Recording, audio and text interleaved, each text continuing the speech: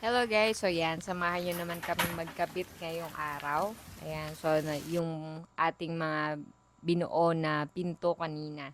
Ayan, so ito nga pala si Ma'am and Sir, dating kliyente na namin. So lahat ng bintana niya sa amin din pinagawa.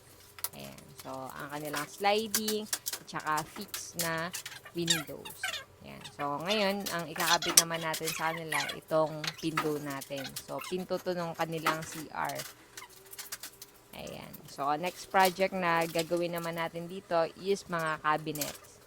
Ayan. So, kitchen cabinet, hanging, and saka yung under sink niya. Ayan. So, itong pinto naman, medyo madali lang natin itong maikakabit kasi nakaset up na siya. So, meron na siyang bisagra. Nilagyan na natin ng bisagra sa siya pa lang. And yung kanyang lock naman, okay na nakaset up na siya. Ayan, so ipagkakabit lang talaga nito. Pero madali na to. Ayan, kasi yung pinto naman ni Sir, yung pinakahamba ng kanyang CR, maganda. Hindi ganun ka-major yung problema. Kasi may mga karamihan ng bahay na nakakabitan namin, sa totoo lang, sobrang lalaki ng awang. Ito naman, hindi. Ang awang nito sa taas lang, pero hindi naman ganun kalaki. Siguro mga 1/4 lang. Yung iba OA na kasi may mga parang binabalasubas na lang ng mga manggagawa, ng mga karpentero, mga ganun. So, yun. Sayang naman, nakakaawa din naman yung, syempre, yung may-ari ng bahay. Kaya nga nagpapagawa ng bahay para mas maganda. Ayun. So, nagkakakitaan ng problema ng mga hamba kapag nalalapatan na siya ng mga skwaladong gamit o mga materials. Ayan. So, yan. After maikabit ni Christian, ako naman yung nagsisilang.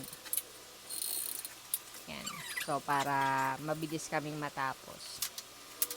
Ayan. So, yung next na ikakabit niya yung pinto na pangalawa. Ayan. So, para hindi din sayang yung time. So, habang nagkakabit siya, nagsisilang ako. So, yun yung madalas na namin. So, siya ang magkakabit, ako yung magsisilang. Yan, hati ng trabaho. Tapos, pag medyo pag medyo malaki yung project namin, yun, on-call yung nagiging, on-call, may on-call na tao kami. Yan, pag medyo mabigat-bigat na yung trabaho. Pero mga ganitong pinto, at saka mga bintana, mga slidings, hindi kahit konti lang na tao. And minsan, madalas, kami lang din dalawa. Ayan. Basta pag yung mabibigat na trabaho, on call ako. Kumukuha ako ng tao. Ayan. So, para medyo magaan yung trabaho namin. Itong pinto, madali naman ito ikabit. Bintana, mga sliding, madali naman silang ikabit. Ayun. Kaya hindi kaya okay lang. Ayan. Kung iisipin, medyo sa mga hindi marurunong, talagang medyo mahirap.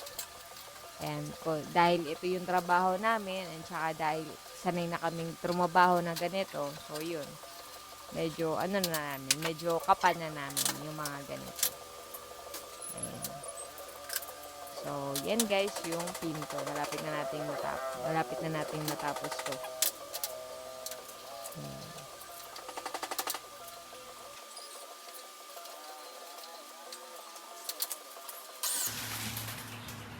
Ayan guys, so tapos na yung aming pinto. So, naikabit na namin siya. Tatanggalin na lang namin yung sticker. And ito yung naging niya, tsura after namin maikabit. Cute talaga no Alam mo, sobrang ganda talaga nitong itong lock set na to. Mas okay to kaysa yung doorknob na bilog.